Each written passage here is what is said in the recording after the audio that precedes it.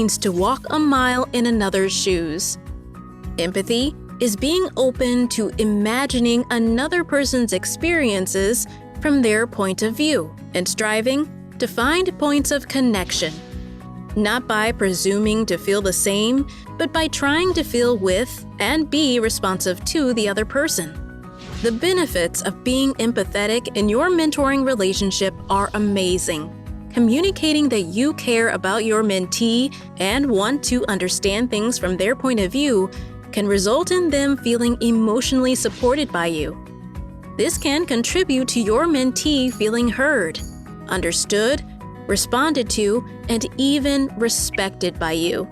The good news is that the capacity for empathy is a skill that can grow through learning and practice. Empathy can be broken down to two main actions: perspective taking and adaptability. Practicing and trying things out is especially important in developing these skills. With perspective taking, mentors actively work to understand and relate to their mentees' experiences, and to use this knowledge to be more responsive to their needs in the relationship. Finding commonalities in your experiences can be a good place to start. Although perspective taking is an important first step, it alone is not enough. Practicing adaptability allows you to not only take on the perspective of your mentee, but also communicate how you are being responsive to their experiences. At times, this may mean you need to adjust your approach, your attitude, or your behavior. For many mentors, being empathetic early on in their mentoring relationship requires them to let go of some initial expectations about what mentoring was going to be like and preconceived ideas about what youth might want or need in order to adapt to being in an actual relationship with their mentee. If your mentee's life experiences are quite different from your own, do things to help you better understand their world. Be open to learning and deepening your understanding of your mentee and of yourself. You will not only become a more effective mentor, but you will also be contributing to building a more humane and connected world. See the full chapter at mentoring.org/bettermentor for more tips on how you can be a better mentor.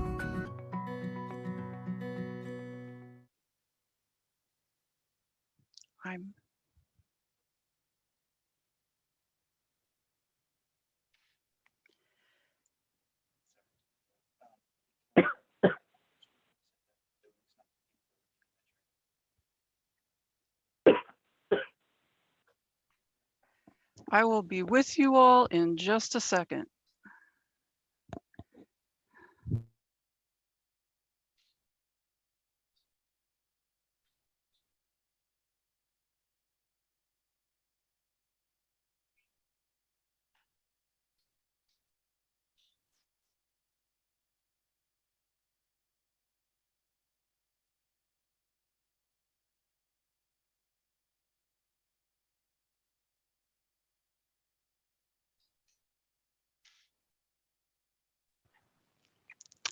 Sorry about that, everyone.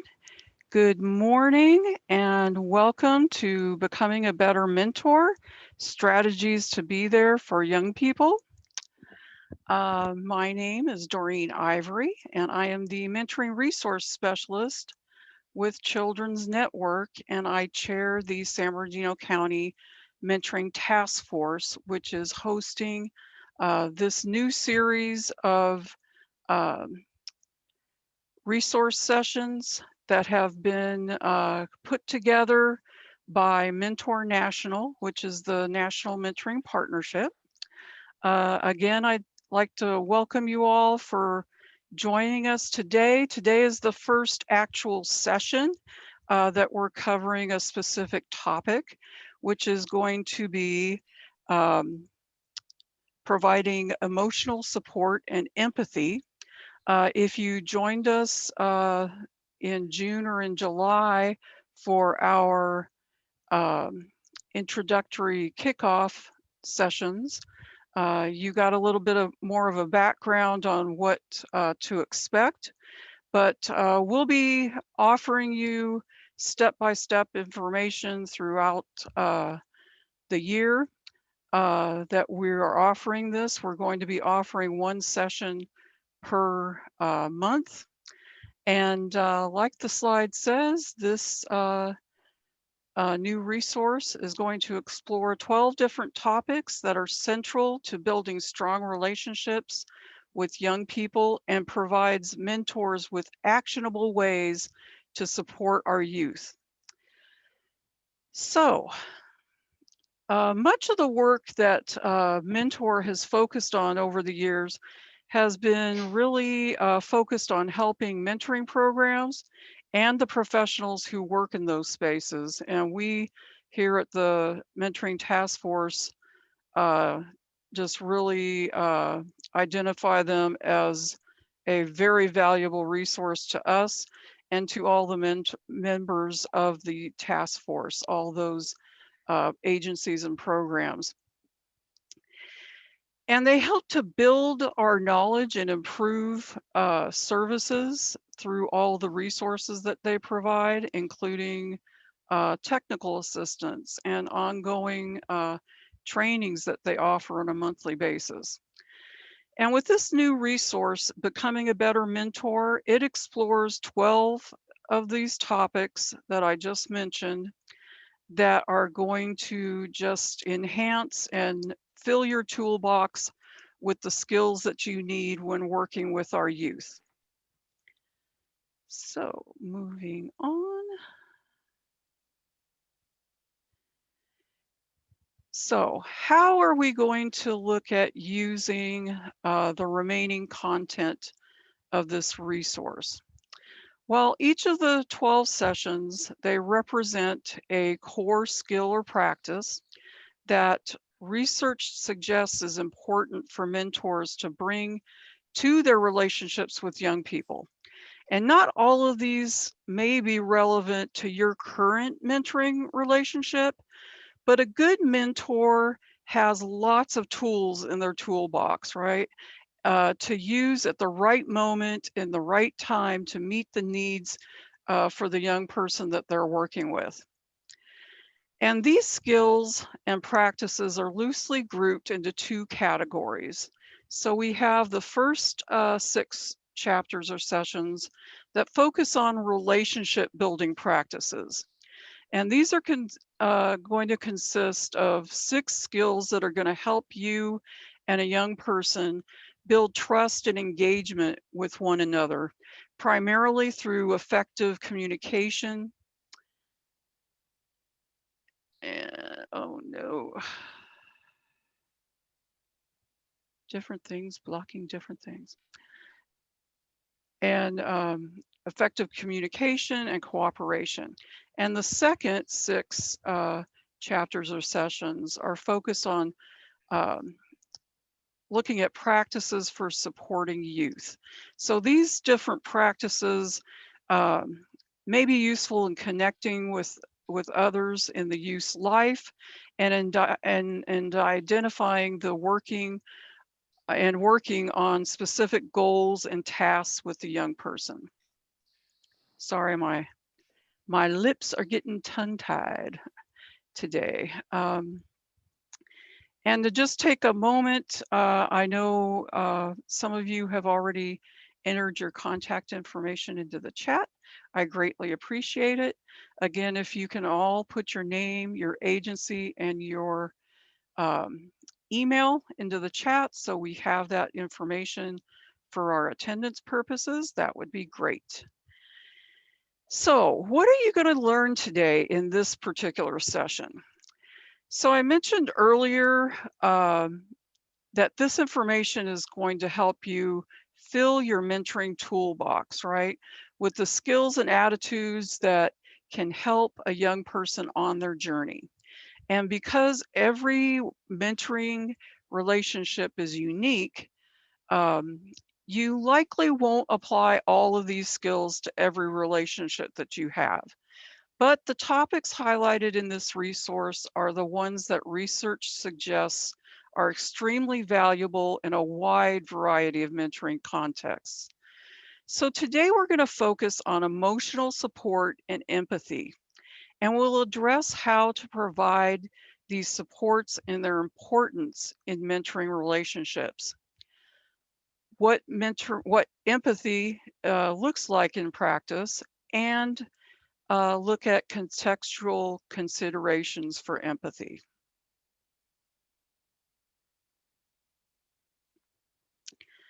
So what does providing emotional support and empathy mean? Well, empathy, it's a foundational human trait that makes being in meaningful connections with other people possible. And there are many different definitions of empathy, but all of them are rooted in the common notion of walking a mile in another's shoes, right? I'm sure you've all heard that saying before. Empathy is really being open to imagining another person's experiences from their point of view and striving to find points of connection, not by presuming to feel the same, but by trying to feel with and be responsive to the other person. And most contemporary understandings of empathy, which are supported by neuroscience, recognize that it requires both thinking and feeling to try to understand a person's experience from their point of view and connecting with what they're feeling. But to go beyond feeling empathy, you can't just stop there. You also have to be responsive to the person's experience. One empathy researcher describes this as the empathy loop, okay? Perceiving what others are feeling and processing the information and being able to be responsive to the other person's experiences. And the benefits of being empathetic or empathic, I found a new word that those two words are interchangeable. I always thought it was empathetic, but empathic means the same word. Who knew, right? Anyway, so the benefit of being empathic in your mentoring relationship is great, but communicating that you care about and value your mentee and want to understand things from their point of view can result in them feeling really emotionally supported by you. This can contribute to your mentee feeling heard, understood, and responded to, and even respected by you. And respect is one of the most important features of effective adult-youth relationships from young people's points of view. In this session, we're going to draw upon, excuse me, the research on empathy in everyday life and almost coming from 2 decades worth of interview-based research with mentors, youth, and the youth's families to show how empathy can be enacted in youth mentoring relationships. We can break empathy down into 2 different actionable components, okay? The first would be perspective taking, and the second is adaptability. And we're going to discuss how mentors can use empathy to inform and enrich the emotional support they offer.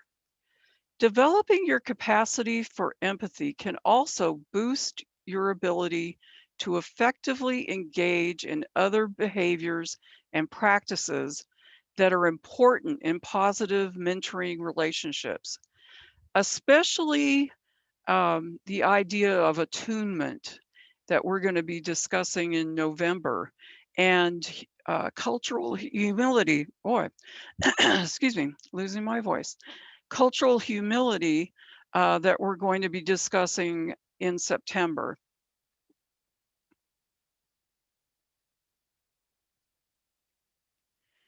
So why is empathy important in mentoring relationships? Well, empathy matters because it makes meaningful connections between people possible and has been identified as a key agent in the promotion of effective working relationships. And when someone is empathic with us, it allows us to feel comfortable and even safe enough to be open to accepting help from those other people. And studies looking at how mentoring relationships work suggest that mentors with more empathy are able to develop higher quality relationships with their mentee. Now, this is not surprising, right? As research on other helping or supportive relationships, such as those with doctors, social workers, and teachers, have really emphasized the importance of empathy. For example, if a patient is treated with greater empathy and respect, they are more likely to trust their doctors and have better health outcomes. And a helper, they benefit too, right? With reports of greater job satisfaction among helpers who increase their empathy through training. Working to understand your mentee's experiences from their point of view can make the support you offer more likely to be welcomed and experienced as meaningful and impactful for them. And although most people are born with a capacity for empathy, some of us are more naturally empathic than others, right? I think we can uh, identify that in some of us. The good news is that the capacity for empathy is a skill that can grow through learning and practice. It's not something that, oh, you're born with it, and if not, oh well, right? It's not like that. We can learn it, and it can grow in us through practicing that skill. There is now a good deal of evidence in research demonstrating the effectiveness of empathy training, and studies show that even short-term trainings can have a relatively big impact on us.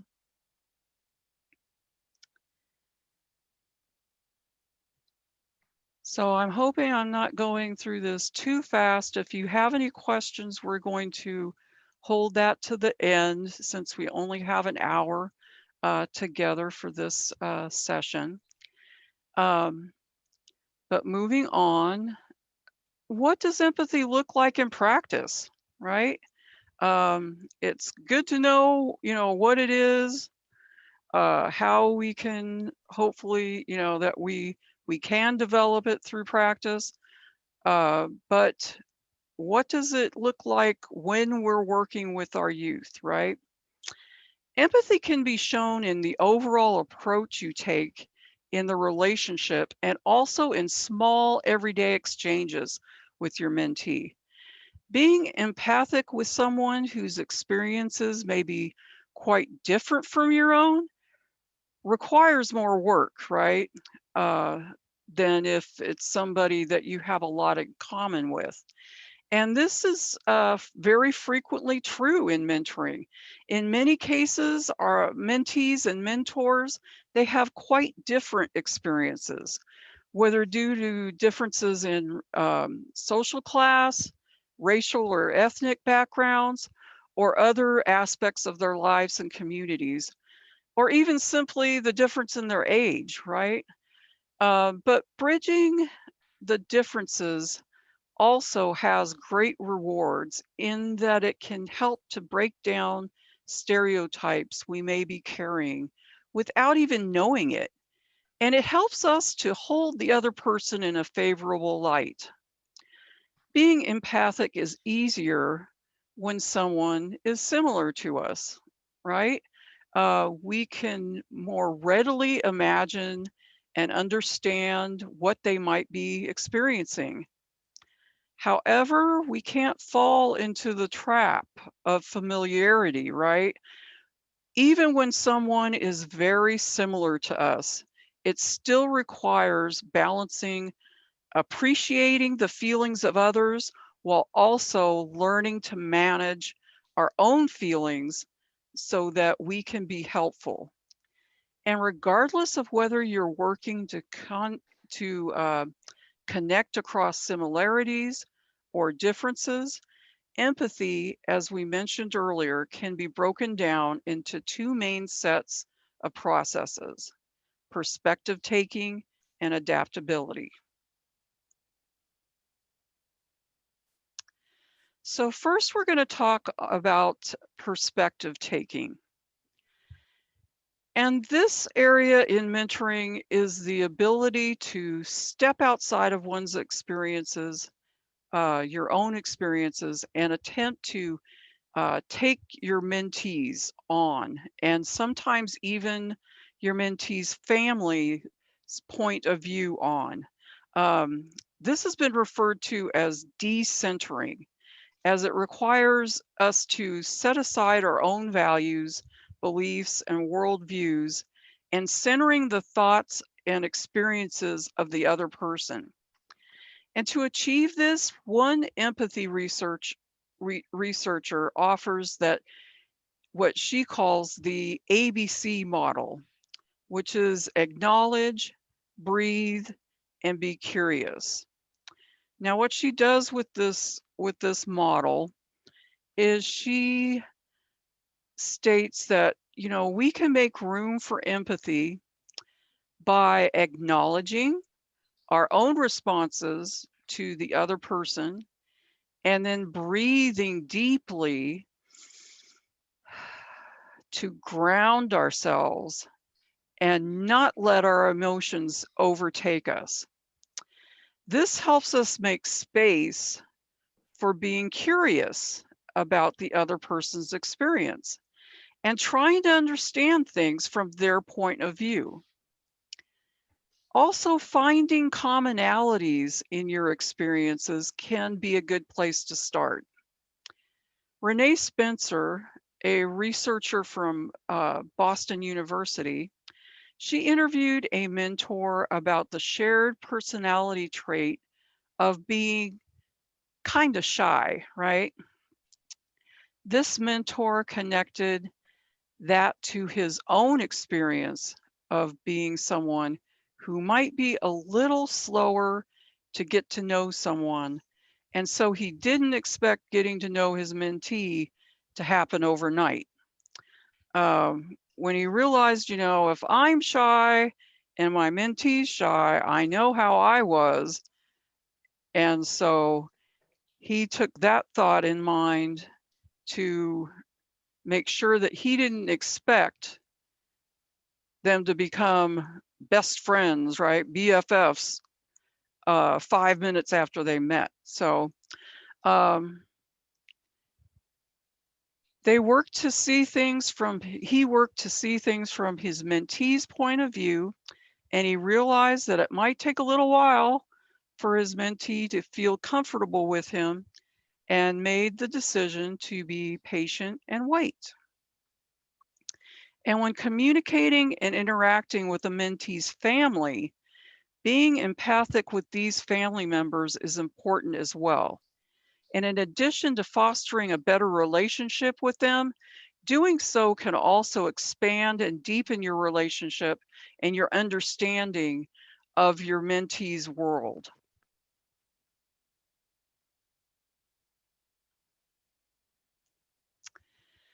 So the second area is adaptability. And although perspective taking is an important first step, is not alone, it's not enough standing on its own, right? To be empathic, you must also communicate or show this to the youth by being responsive to their experiences. At times, this may mean you need to adjust your approach, your attitude, and your behavior. For many mentors, being empathic early on in their mentoring relationship requires them to let go of some initial expectations they may be bringing to the relationship about what mentoring was going to be like and ideas about what a youth may want or need. And this needed to be done in order to adapt to being in a relationship with their actual mentee. An example of adapting by changing behavior in response to a mentee's experience comes from an interview that Renee Spencer did with another mentor. And this mentor stated that in response to his having arrived at a few minutes late to some of their meetings, his mentee shared with him that it made him start to freak out about whether or not the mentor was going to show up that day. And the mentor was aware, already that this mentee's father had been emotionally abusive and was really unreliable. And so he not only told his mentee that he appreciated hearing this feedback from him, but also showed his mentee that he understood by adjusting his behavior and making an intentional effort to be on time to their future meetings.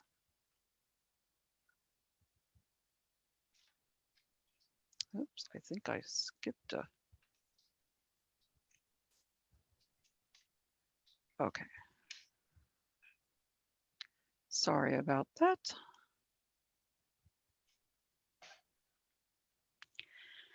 So how do we put it all together? Being empathic plays a strong role in a mentor's ability to offer support that is more likely to be both welcomed and meaningful to their mentees. And this is important because social support is an important way that mentoring can promote positive youth outcomes. Better understanding who your mentee is and how they experience the world helps you discern which types of support are likely to be most relevant and to time your offers of support well. And another interviewed mentor uses strategy of being empathic and offering direction with gentle pushes, right? He was a graduate student and he had initially hoped that he would be able to spend some of his time with his new mentee studying during their meetings together. But his mentee at the time, he really he really hated school, right? And he didn't even want to talk about it, much less spend time studying together. So here again, the mentor decided to back off, but also began to take a light touch approach on the subject. And he regularly dropped into their conversations just a simple question about how school was going. And over time, the mentee started shifting from not even wanting to answer that question to offering small tidbits of information and finally to actually studying with his mentor. And the mentee, he ultimately found this to be quite helpful to him as the presence of his mentor really kept him more focused and on task, which was something that he had significant struggles with when doing his schoolwork on his own. And these sessions also created opportunities for the mentor to offer some tips on how to organize his schoolwork um, that his mentee tried out and was very appreciative of. Um, so that's just one example. Um, this mentor still encouraged and at times even gently pushed his mentee, but he did so with an awareness of how his mentee felt and in ways that accounted for and was responsive to this. So the key here is to begin by being curious and learning about your mentee's experience, and then offer direction in a way that's responsive to that, which is consequently comes from a place of compassion rather than judgment, right? So the best measure of success is how our efforts are experienced by the receiver. Does your mentee feel like you know or get them? Uh, Even if the answer to this question is yes, your mentee may or may not communicate that to you. Remember, in the different developmental stages, a lot of our kids, they don't want to put out those acknowledgments to you, even though they do acknowledge it in their heart, right? So you can also ask yourself how well you think you know your mentee.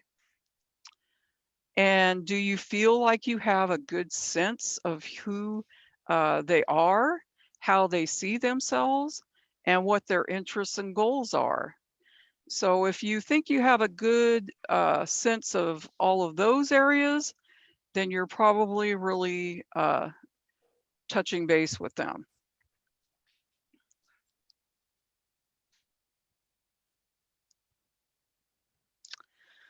So moving on to contextual considerations for empathy.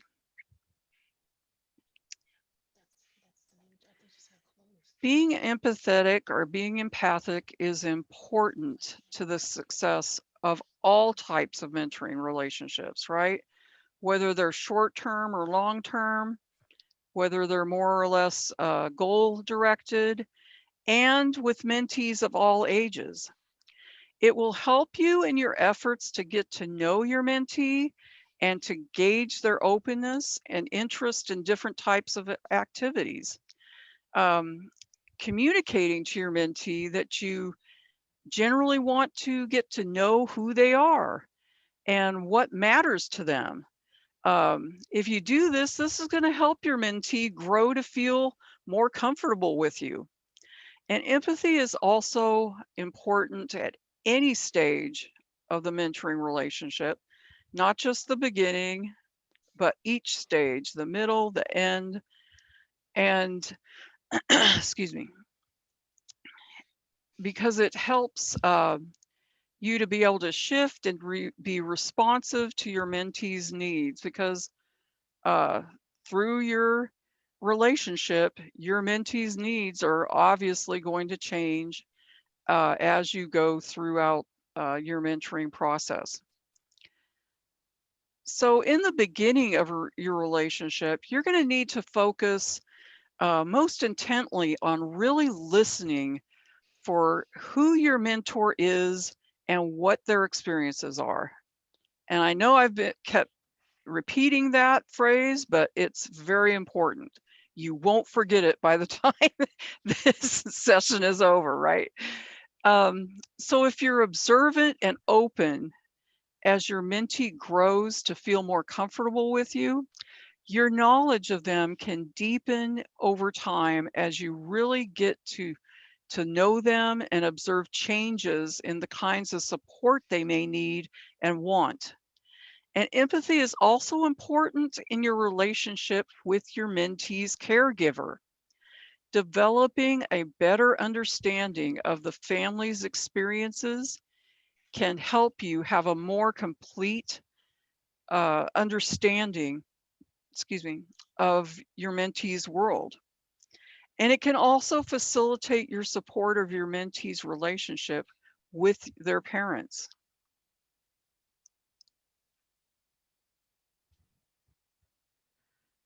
So moving on, tips and final thoughts. If you look at this slide, this quote, "Good intentions, although a start, are not enough to be successful at being empathetic," right? So that's a key phrase, isn't it? We want to do our best. We want to be empathetic with our youth. But what do we do if it doesn't happen? And in fact, in one study, researchers, they observed that although most mentors started their mentoring relationships planning or intending to see things from their mentee's point of view, not all were able to actually do so. Mentors who were either more open-minded at the outset or more able to let go of their initial expectations and continually work to understand their mentees' experiences and expectations for the relationship, they tended to be better able to adapt and respond to their mentees' needs and build stronger connections, and often expressed more satisfaction with their relationship with the mentee. So, what gets in the way of being empathic? Even when we intend um, or try not to be, we try to be empathic, excuse me. And what can we do instead? Okay. The next slide is going to include some tips on what not to do in your efforts to become a more empathic mentor.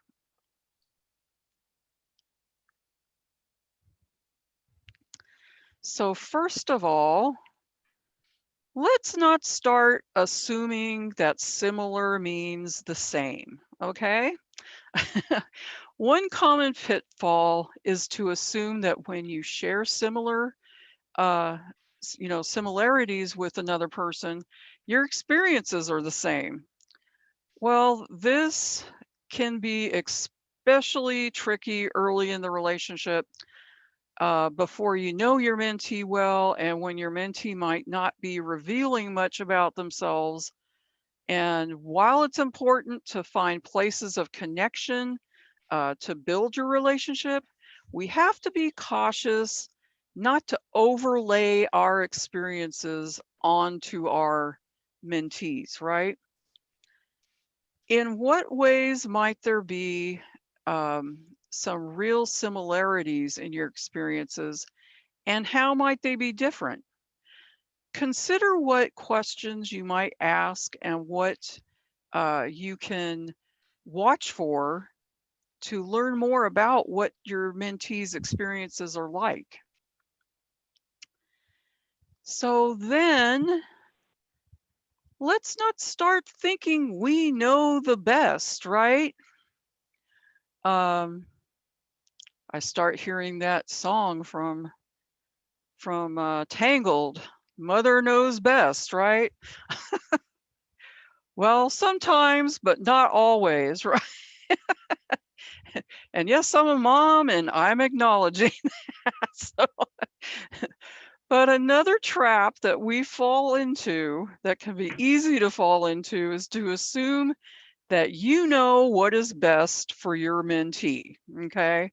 And you may feel a strong urge to tell your mentee what to do to fix their problems, right?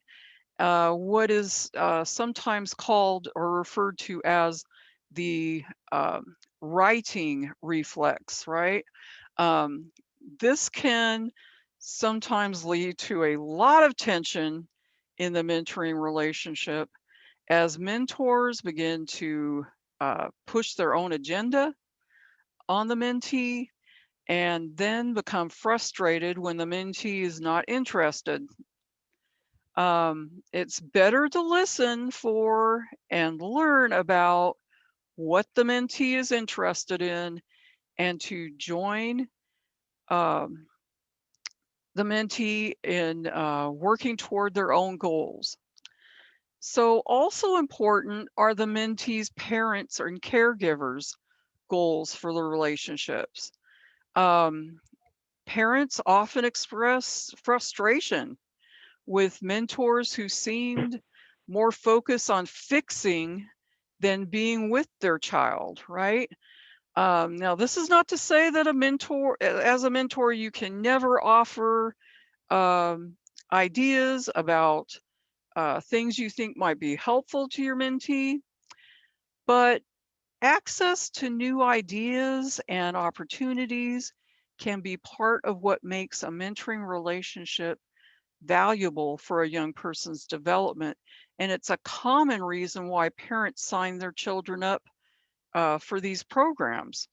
So the difference lies in forcing one's own agenda because you feel you know what is right or best versus listening and learning and then perhaps introducing some new possibilities um, for your mentee to consider. Okay. So, third, let's not start drowning in emotion. Okay.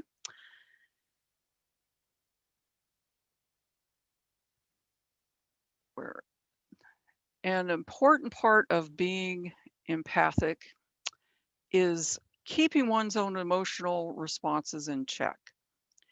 Now, although being open to feeling what your mentee is feeling can be important and part of empathy, letting your mentee's experiences overwhelm you um, or dwelling on the negative can lead to what's called compassion fatigue, which I'm sure a lot of you are familiar with that term. You can't wave a magic wand and make these things go away. So it's important that we focus on what you can do, like being a positive and supportive presence, being reliable and consistent, and doing what you say you will do. But we can't take it all on ourselves. So, fourth, let's not start blaming the parents or the family for the situation that the youth finds themselves in. It's important to keep in mind how some of these challenges may also impact your mentee's entire family, especially when their circumstances differ dramatically from your own. So, not appreciating the obstacles that the youth's family, especially, um, might be facing can make it all too easy to place blame for the youth's challenges smack dab on the parents because, the parents miss phone calls or they forget meetings or they simply prioritize things differently than you imagine you would if you were in those same circumstances, right? Extending your efforts at empathy to your mentee's family by striving to see things from their perspective rather than focusing on your own can help you to be more open to seeing and understanding the family's challenges as well as their strengths and resilience in the face of these challenges. So again, you know, keep the blame game out of the equation. And fifth, And most importantly for you to remember, let's not start expecting to be perfectly empathetic. It's not possible, right? So we all make mistakes and we have moments in our relationships when we're not very empathic, right? Being perfectly empathic is not the goal. Striving to be empathic and working to repair things when you've failed is what matters most. Simple acts can really go a long way. And if you acknowledge when it feels like you've missed the mark with your mentee and you let them know that you'd like to try again, that's what is helpful. You want to be curious and let them know you'd like to try again. You want to know about their experiences, show them through your body language, your tone of voice, and your actions that you're listening and paying attention. You really want to show openness and interest and respect in how you engage with them. And also pay attention to what your mentee communicates to you. Observe their facial expressions, their body language, their tone of voice, and emotions to learn more about them. Finally, build your empathetic capacity in areas that directly impact your mentee. If your mentee's life experiences are quite different from your own, do things to help you better understand their world. Reading books or listening to podcasts on topics that are connected to your mentee's experiences, visiting places like the ones your mentee and their family go to can help you explore and experience a little bit of their world firsthand and may also increase your feeling of comfort in these spaces. Excuse me. You can also ask questions and let your mentee be the expert and teach you, but do this sparingly so that you don't always make them feel like it's their responsibility to be your only teacher, right? Most of all, be open to learning and deepening your understanding of your mentee and of yourself. You will not only become a more effective mentor, but you will also be contributing to building a more humane and connected world. So here are some of the additional reading and resources that they provided with this session. So we've got a lot of TED Talks and articles and books, and we have more memoirs and novels here.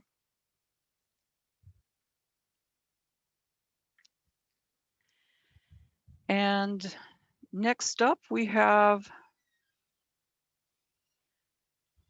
session number 2, which is practicing cultural humility on September 21st at 11 a.m. And registration will start on September 6th. And we do have today's training survey here as well. And I'm going to go back a few slides. It seems like some of the slides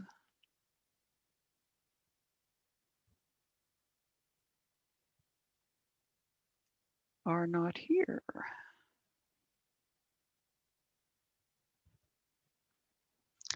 Well, that's okay.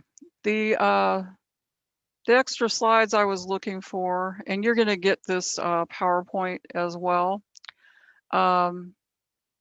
address, each month I'm going to provide you with the list of the different topics. And so you'll have those ahead of time that you can plan your calendar with. Like I said, many of you might want to register for each session. Many of you have a lot of knowledge about mentoring already and a lot of things in your toolbox already. So you may want to only register for 2 or 3. But it's all up to you. Register for as many or as few as you like. Again, there was no prerequisite to register and take the introduction sessions last month and in June. Those were just a kickoff event to give you more of an overview of what to expect when we do these sessions. And we have recorded it, and we will be posting these recordings of the sessions on our YouTube page for Children's Network. And we're hoping to get that page linked up with our Children's Network website, which is here on this information screen. Also with the a little bit more, since we got a little bit of time, I'm going to just take 2 minutes and then give you time for questions. But the resource put together by Mentoring National Partnership is available to all of you at mentoring.org. You can go directly to that website, and I will, in the follow-up email, I'm going to provide you the direct link to the building, to the Becoming a Better Mentor series. But they provide not only free to everyone the PDF version, written versions of the sessions. They also have audiobook sessions. They have these, like you experienced the little brief video we had at the beginning of our time together. They have one of those for each session. They have different graphics and photos, quotes that can be utilized on social media, and all of it is free to use with your own personal agency. I just felt that this was such a awesome resource that they put together. I felt the need and desire to put together a quick 1-hour training of each session that we could host a webinar for that would be available ongoing for all of our mentoring partners out there, folks that are mentoring right now as we speak, those who are interested in becoming a mentor, to get them more encouraged and more tools in their toolbox. And so that information will be coming to you. You will also get a certificate of attendance. And once the links are ready for the recordings, we will forward those links to you as well. So you can feel free to forward the information about these trainings that are listed in our What's Up in the Community email blast every week on Mondays through Children's Network. You can pass these out to all of your staff, your mentors, anyone that you feel needs to hear about this information, to welcome them to the sessions. So with that said, I'm going to stop sharing. And oh, it's so great to see all of you here. Thank you so much for your attendance. And like we said earlier, if you could make sure that we have your full name, your agency, and your email into the chat for our attendance purposes, we'd greatly appreciate that. And do we have, before we gotta go, do we have any questions? Were there any questions put into the chat? No, I don't see any questions in the chat, Doreen. Okay, anybody have a question right now? You can go ahead and unmute yourself.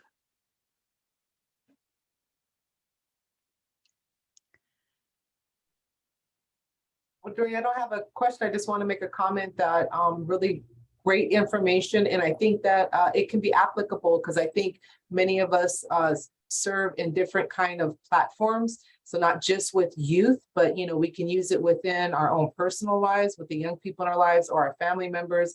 Also, if you're servicing adults, it's transferable to adults. Any, I think, form of service that we have when we're servicing clients or patients or students, whatever it may be, it could be applicable across the board. So I just think it's really great information. So great training. Thanks. Thank you, and I agree with those comments. Anyone else?